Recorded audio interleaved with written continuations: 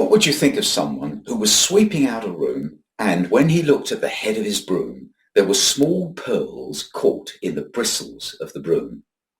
That was the image I woke with at 5 a.m. one morning. And as I thought about it, the verse from 1 Samuel chapter 3 verse 19 came to me. And that says, "So Samuel grew, and the Lord was with him, and let none of his words fall to the ground."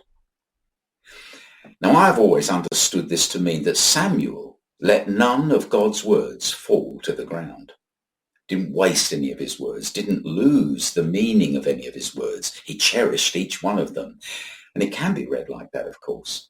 The Hebrew doesn't specify because it can also be understood as the Lord let none of Samuel's words fall to the ground. So it was reciprocal, we would say. So is it the Lord's words that Samuel is treasuring, or is it the Lord who is treasuring Samuel's words? What way is it? Well, I believe that both are deeply, profoundly true. I think that the care we take over God's words is perfectly reflected in the way that God cares over our words. Today, we may say, God has our back.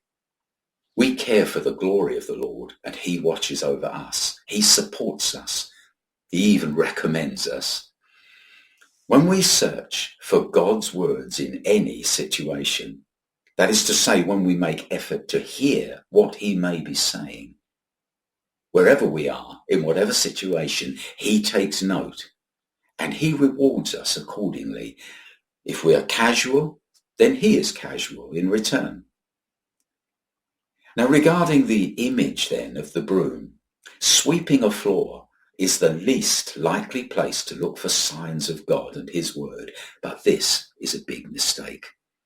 There were pearls caught in the bristles. If I hadn't looked, I would have missed them. So, two meanings that are the perfect reflection one of the other.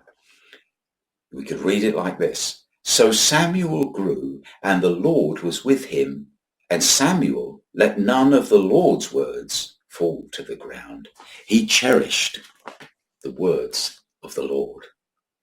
Or we could read it. So Samuel grew, and the Lord was with him, and the Lord let none of Samuel's words fall to the ground.